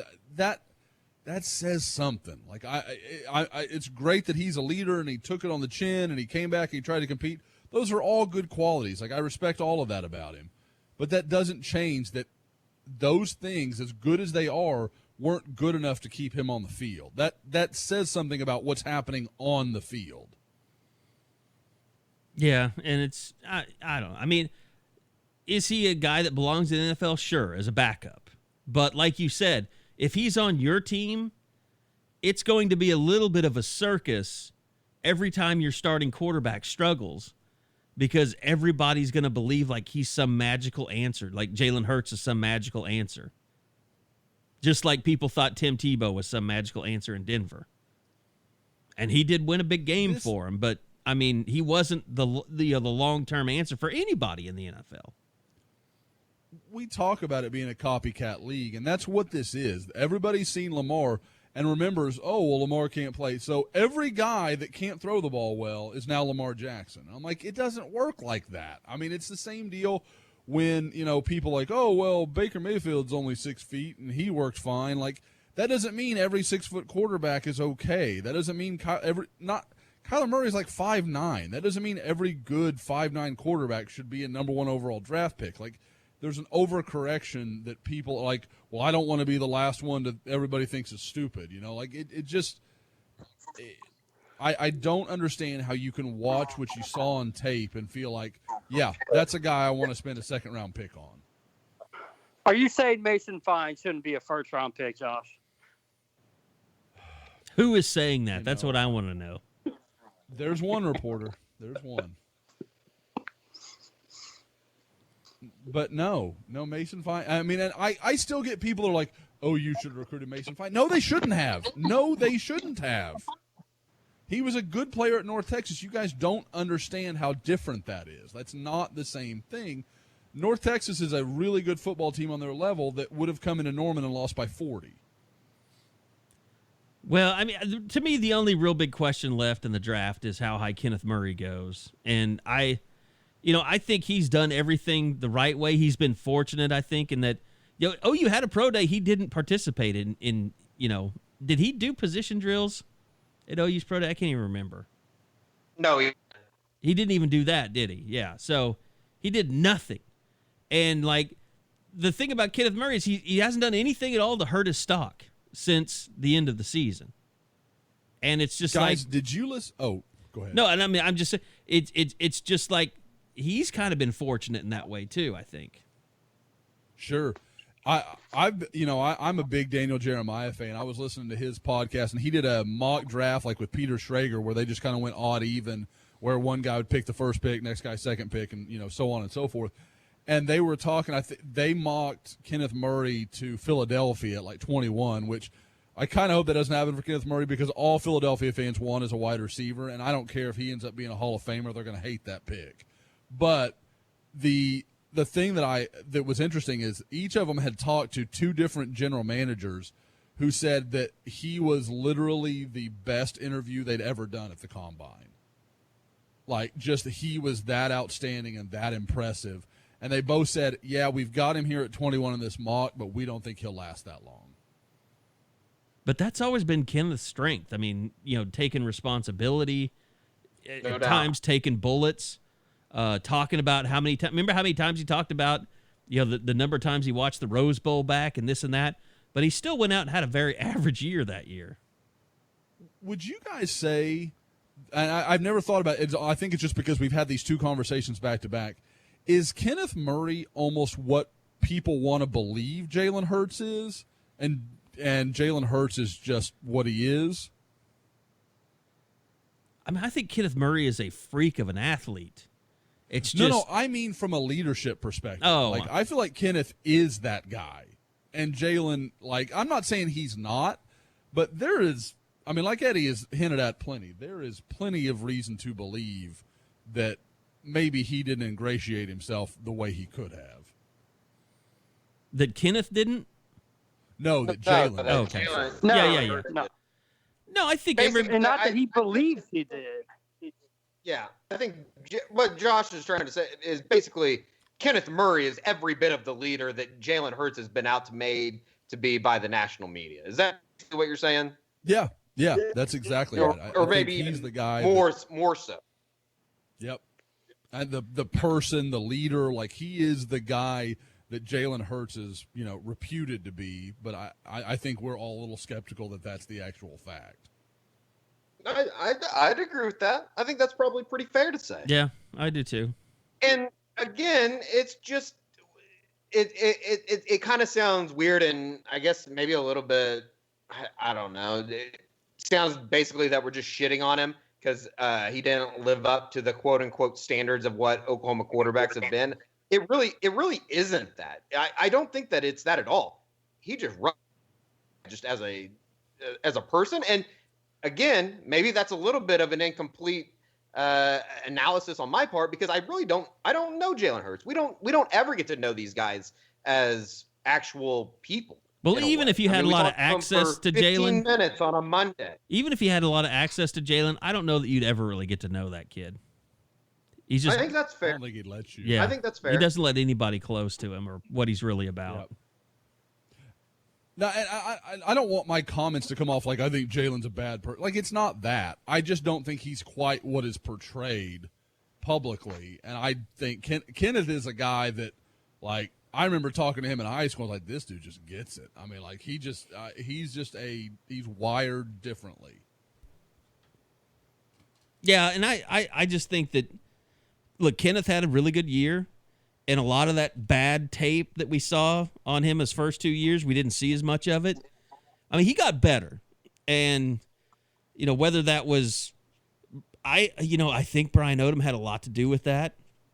He obviously connected to him better, and I think just this sounds bad, but I think probably not having a loose cannon around like Curtis Bolton probably helped him a little bit. I mean, helped galvanize him as the leader in that locker room this last year. Because Curtis Bolton would just come in and undo any kind of team unity that there was, because he'd just speak his mind and say what he wanted to say whenever you'd ask him a question. Well, I think in a way, if you really want to kind of break that down, I think that goes back to the position coach. Brian Odom had a much better a much better feel for his players than maybe somebody like a Tim Kish, don't you think? Yeah. And in return, they probably got a little bit more respect around, from player to coach and coach to player. I think that's fair from what little we can glean from that, yeah. There's no doubt that Kenneth Murray had a lot more affection toward Brian Odom than he loved Tim Kish, and he never said a bad word about him. But he gushed over Brian Odom. Yeah, for sure. Well, think about how he could have worded that comment he made after the Peach Bowl. Like, I mean, he could have been like, I just loved playing for Coach Odom. This is one of the funnest years of my life. He didn't have, but I mean, best linebacker coach in the country, best linebacker coach I ever played for, blah, blah, blah, all this stuff. Like, it could have been much less direct. And I don't think it was a shot at Kish so much as, like, he just loved Brian Odom. I think the thing about Grinch and Odom, because let's remember, they were pretty much a package deal. I mean, Odom was coming with Grinch no matter what. They're both young guys that really approach the game in an old school way, but they're not afraid. Like, I think some coaches that have been in the business for a long time, they know that players have changed and the way you have to approach players have changed. But I think they kind of use kid gloves, knowing that they just can't be dicks to everybody. Whereas I think Grinch and Brent Venables was really good at this too. And Brian Odom, like, they can be a little bit old school because they know when to let up and when to let that new era of kid kind of be that new era of kid. Does that make sense? Yeah, and they know the personality of the kids that they're dealing with. They know how much they can take. They know when they need to push and when they need to rein it back a little. And that's just a credit to those guys and how well they're in tune with today's players. And it shows up then on Saturdays with the way that those guys have been performing. You can tell that they've got that great relationship that maybe they didn't have in the past. And when you've got that nice connection formed, you see that it just brings out the best in them. It's kind of like with Deshaun White. Like, he didn't play as much as you thought he would play this year. But a lot of that was them just saying, look, you're not doing what we need you to do, so you're not playing as much as you could be. Well, guys, you brought up Deshaun, and it made me think, do you remember last spring? Like, we were hearing the conversations like, I mean, it tells you how important this spring could have been for some players that had a chance to kind of take some playing time or whatever. I heard more buzz about White last spring than I did Murray. Like, I felt a little concerned that Murray was in some trouble. No, it's because Brian Odom, when we talked to him in the the pre-spring, he gushed about, I've never coached an athlete like Kenneth Murray and can't wait to get into practice with him. And then when we talked to him after that, he was always talking about Deshaun White, and he was never really pumping up Kenneth Murray, and to the point where I think I turned to Eddie at one point and I was like, do you think it's kind of weird that he never mentions Kenneth Murray anymore? I mean, I remember that happening. I think we talked about that on the pod. Like, I remember because I don't know that we had talked about it privately. I think you said something in the pod, and I was like, wow, that's gone even farther than I realized.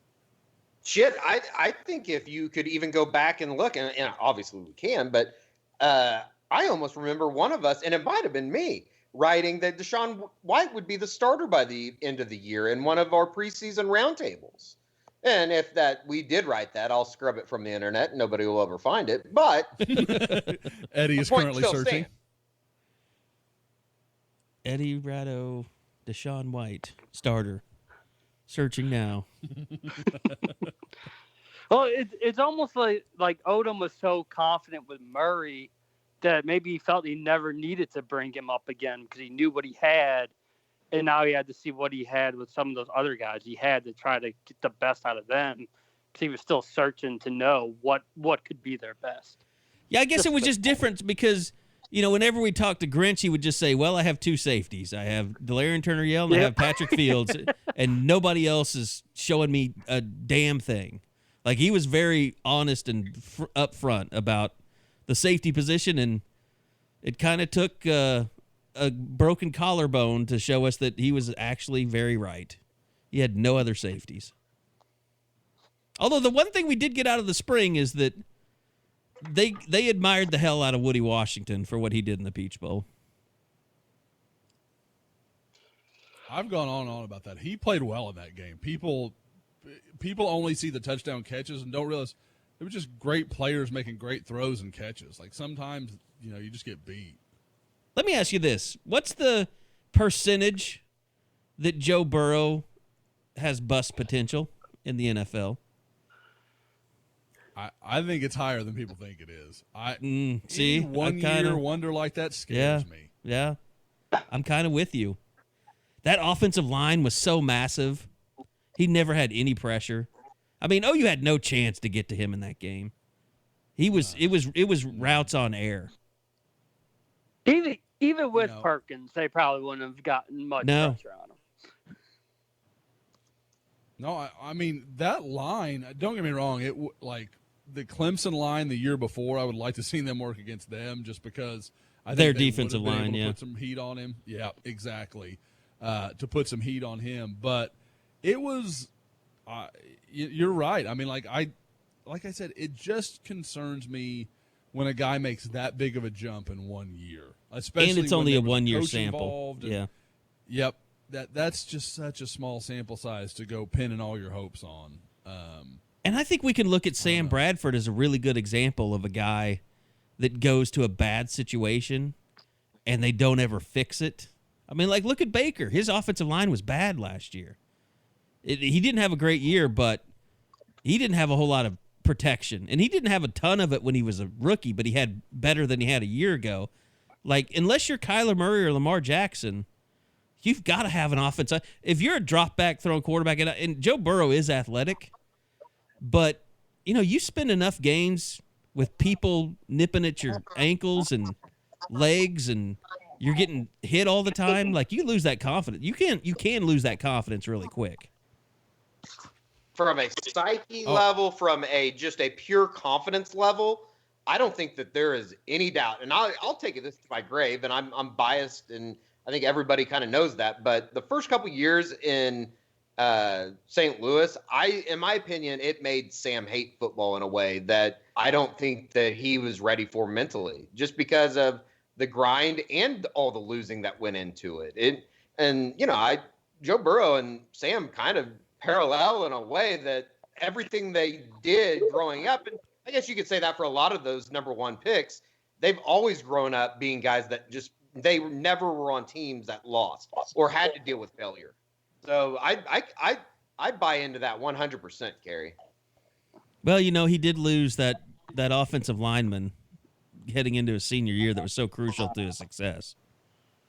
All I know is my senior year, we went to the state semifinals, and they didn't make the playoffs the next year. So I'm not saying you put two and two together, but hey.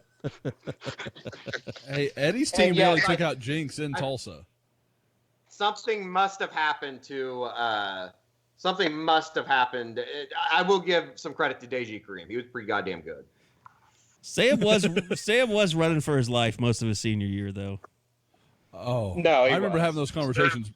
People were telling me like, "Oh, he's not that good. Look at his numbers." I'm like, "Go watch his games. He's getting killed up front. Like they're just nothing," which is amazing because North had a Division I offensive lineman that year. Yeah, what was that kid's name?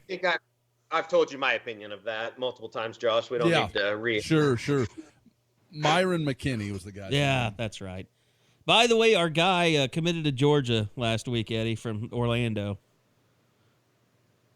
Who's that? Oh, the offensive lineman? Yeah. What, Micah Miller? Oh. Micah Morris. Micah Morris, yeah. God, that kid's good.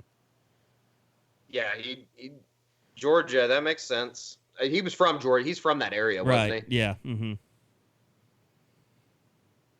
So. Well, I mean, it's weird when Georgia recruits well. That's unusual.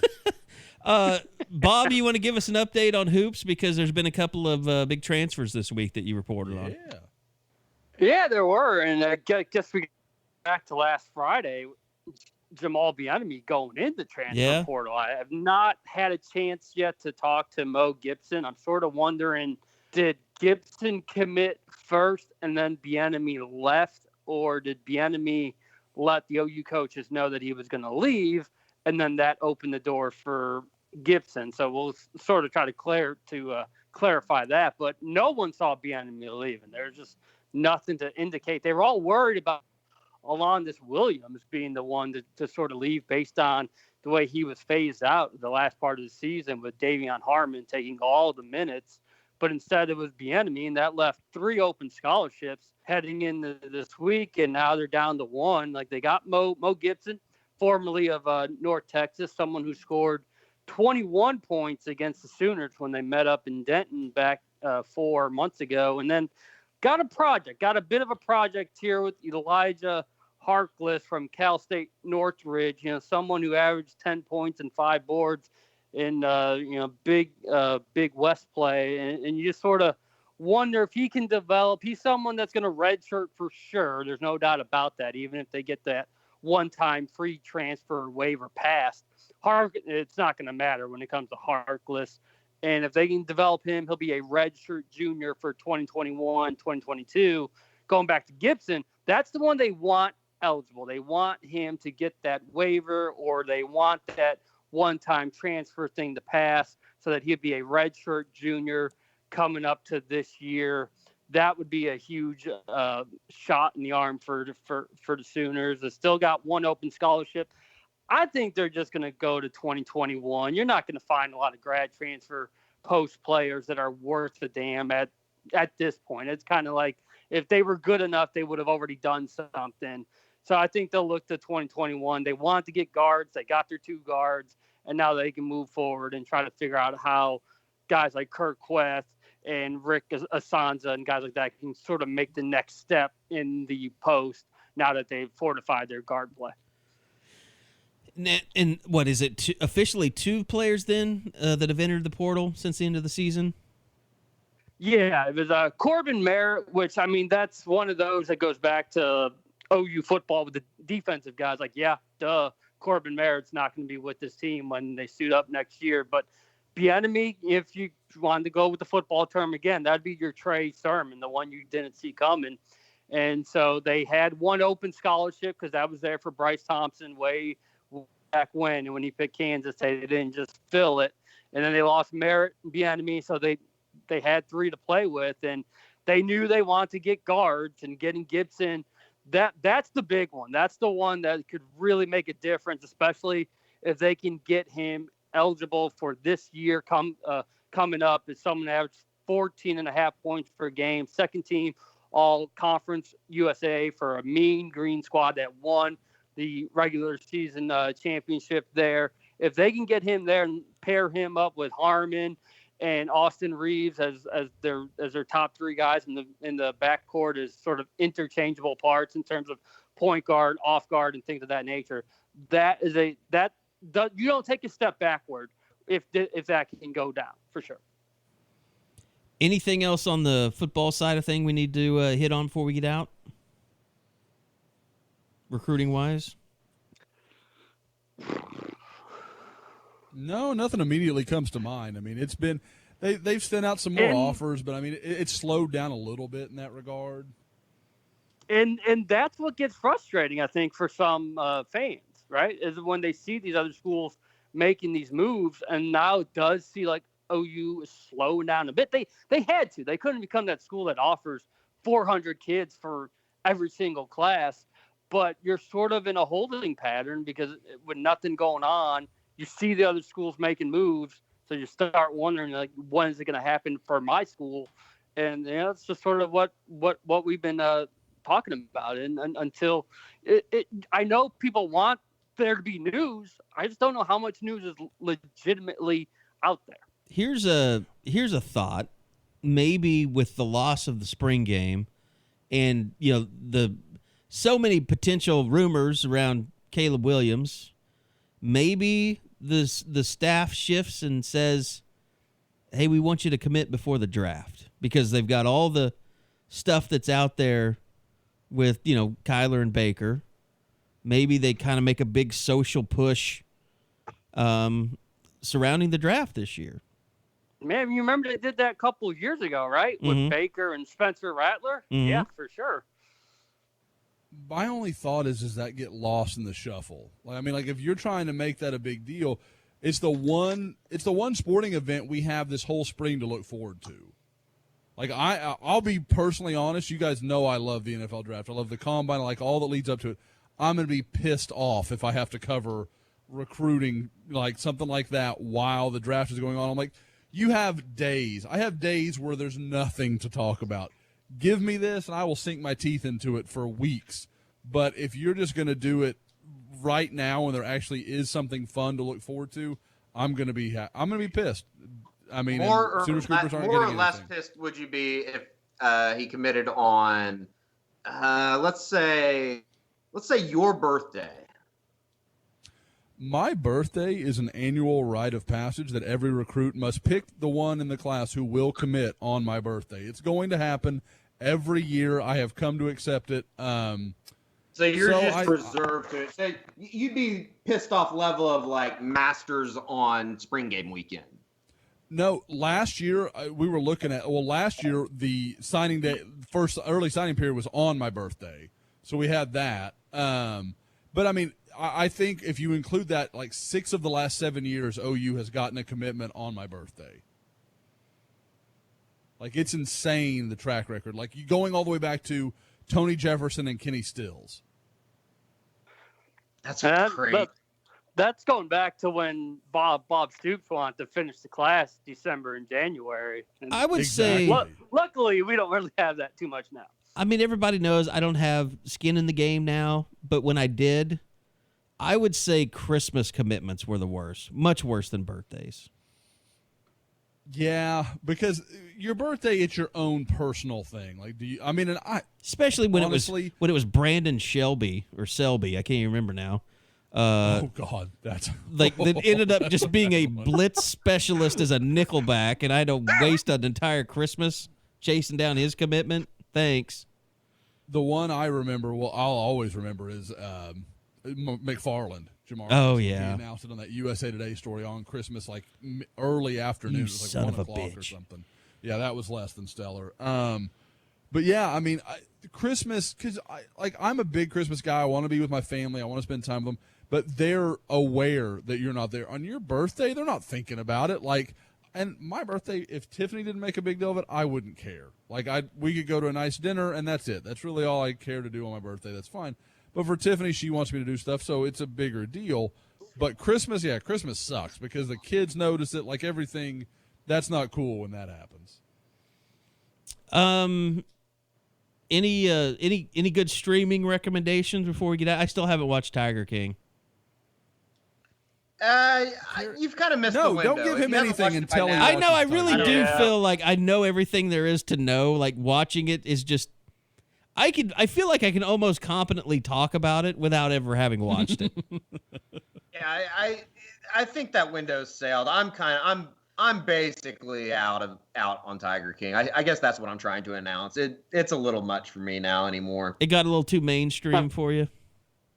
I don't know about mainstream just as much as there's no real winners in this. I think they're all losers. I hope they all kind of basically spend the rest of their lives in jail. I think that's probably the best way to say it. Finished all 3 seasons of Ozark. Cannot recommend it enough. That is sensational.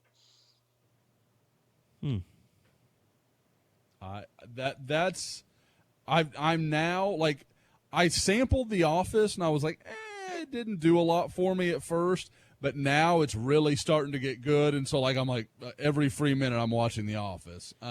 The Office is so different from every other sitcom because of the awkwardness of Michael Scott. Like, it's just it's not the greatest. It's the greatest sitcom that I've ever watched. It's my number one. It's not like lighthearted funny sometimes. I mean, like Dwight and Jim make it lighthearted, but like Michael Scott just makes it so awkward all the time, and it's cringeworthy. Like, you can't say that about Seinfeld.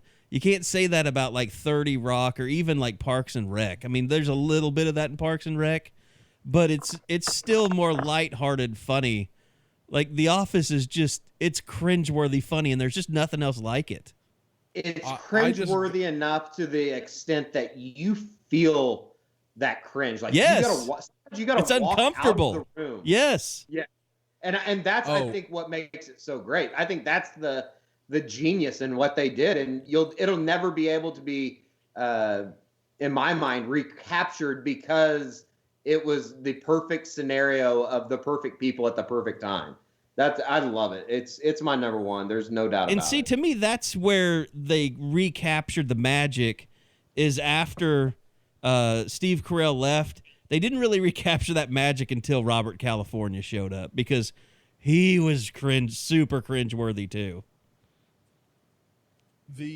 I just got done last night with the one where Michael basically outs Oscar. Not basically, just absolutely does out Oscar as a homosexual. Yeah. And him like the kiss and the whole thing. Oh, God. And that's when I was like, okay, I can get behind this, because it's just so, like, I struggle because, like, sometimes I feel like they make shows and movies where I'm like, there's no people like that in the real world. Like, so you would have had to you would have had to have seen the episode then, the one where Oscar calls in sick and Dwight follows him around. Yes. Yeah, that was a great episode. He's with his partner the entire time.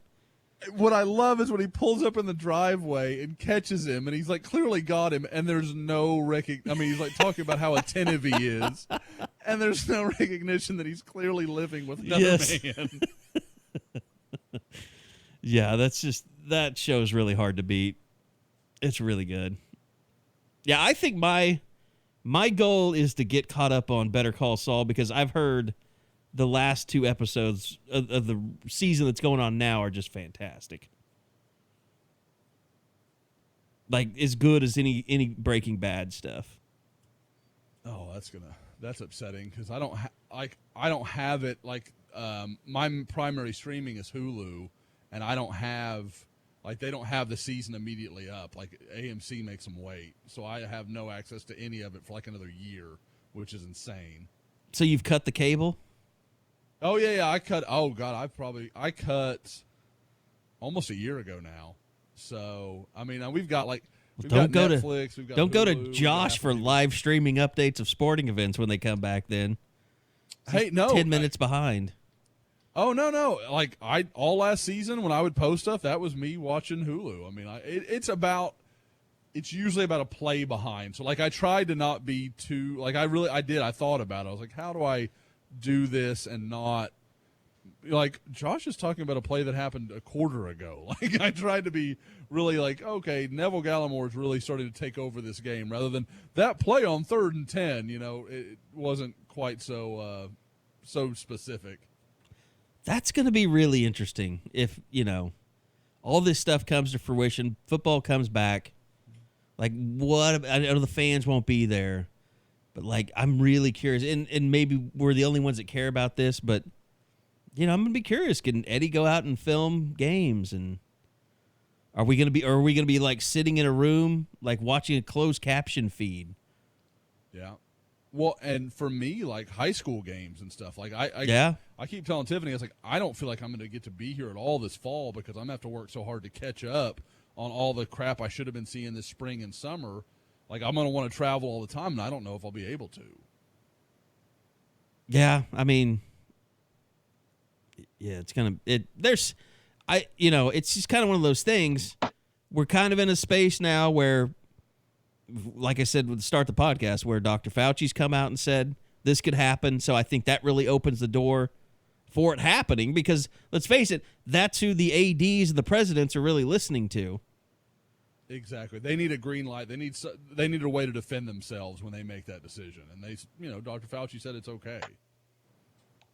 But like you said, golf and baseball could really screw it up before it all gets going. So we've still got golf. Yeah, I mean, if all the golfers start getting it. Mm-hmm. Oh, yeah, no. I mean, golf is always ruin it for everybody. Interesting stand. With Eddie on the pod. Oh, I know. That was pure bait. I guess Eddie's checked out for today. He did not take the bait. I was reading the a tweet that just came across that said that the Alabama Media Group announced they were going to cut all employees' pay for the rest of the year. Ooh. Who is that, AL.com? Yeah. Well, I know they have a ridiculous amount of sports writers covering Alabama. So they're kind of like an athletic department. They're a little overextended. Yeah. That just sucks for some of those people, but now I don't know.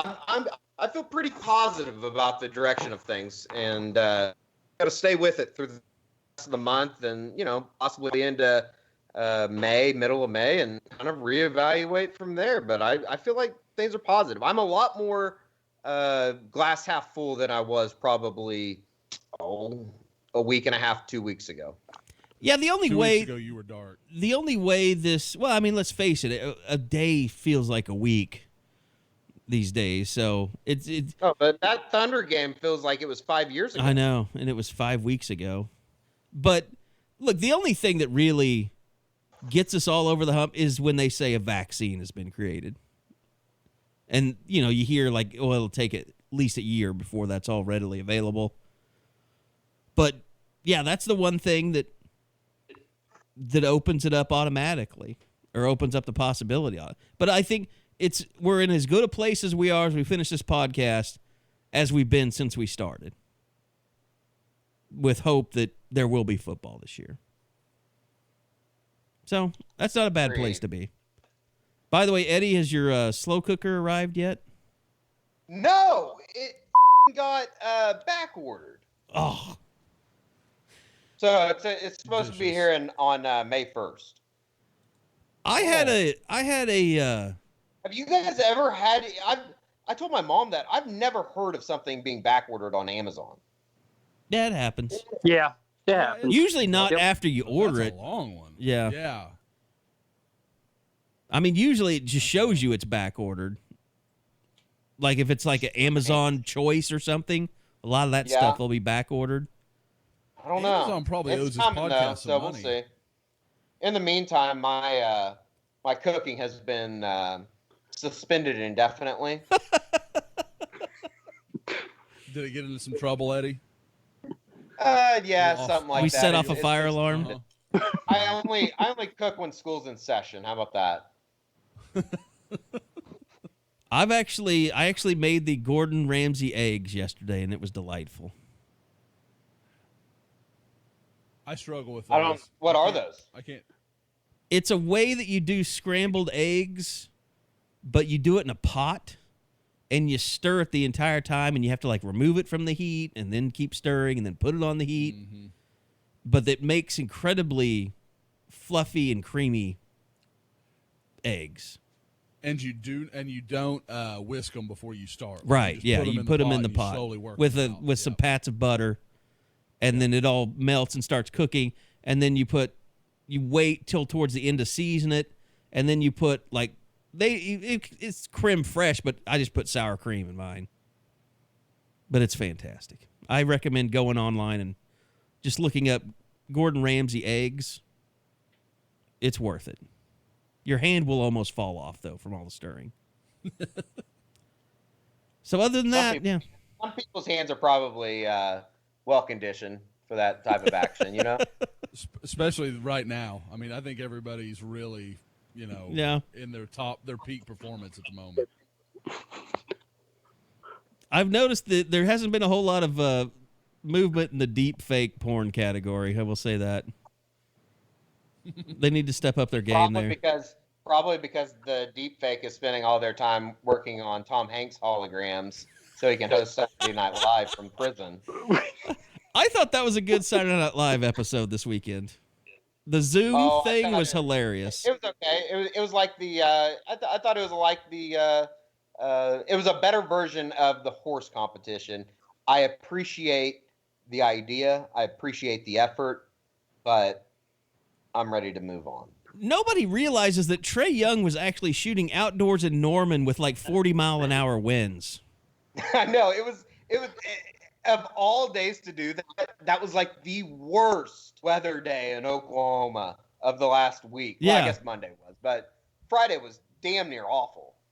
No, I kept having to turn it back to like a network station to make sure there weren't tornadoes, because the tree on the side of my house I felt like was going to come into my living room, banging up against the windows. I mean, it was awful. Yeah, it kept setting off our security cameras. I didn't catch that, Bob. How it kept setting off security cameras for us because of how violent it was swaying. You live in a fortress of solitude? All right, I think that'll do it. I appreciate everybody listening. I know you're probably going stir crazy like a lot of people. We'll continue to try and keep you entertained as much as we can. Josh is done fighting with houses, so he should be around a lot more, right, Josh? I am present. I am locked in a small house. I have plenty of time to do work. There is little else to do. I think we've figured out your kryptonite is definitely houses. What do you mean? You have trouble with houses, whether it's getting in them, moving from one to another. It's your enemy number one. Houses. I think that's just a human thing. Moving, as you guys remember. Oh, it's awful. Damn near makes you think about ulterior ways to not live. That's probably as irritable as I've ever seen Eddie, is when he was moving. Yeah, I know people think of Eddie on the pod as like kind of just hostile. That's not Eddie. Eddie's easygoing, but he was not super fun at that point in time. Eddie reached that age where it's the worst age possible. It's where you've been in a profession for a while and you don't realize how much shit you actually have until you have to start taking stuff out of drawers and putting it in boxes, and you realize, like, oh my God, there's 20 boxes and I've only cleaned out one dresser. Yeah. This was the first move ever where we had legitimate moving help. Like, we had to hire people. Well, Linda's family. That's also right? a good thing, because that means that you're probably not going to be moving for a while. So that's settled in. That's a great news. We move again in 6 months. Does Linda still continue after the move? Yes. Ooh. Yes. Linda is already. She's already contacting Tiffany about when she's going to get to clean the house again. She's ready. She's ready to rock. So Tiffany is literally in this room, and as soon as Linda came up, she like leered at me. This is, guys. I can say whatever about Tiffany, but Linda is dangerous territory. I don't think we've ever said a bad thing about Linda. I don't think we've ever said a good thing about Linda. If Linda heard this podcast, that poor woman. All right. I definitely think it's time to end the pod right now. Okay. All right. Well, thanks everybody for listening. Hope you're doing well at home, and stay safe. Don't be a COVIDiot. Don't join the other idiots in Oklahoma that are protesting because they want to go back to work. I fear for our lives. I fear for football. So thanks for listening. We'll see you guys back here again next week, right here on the Unofficial 40 podcast from Soonerscoop.com.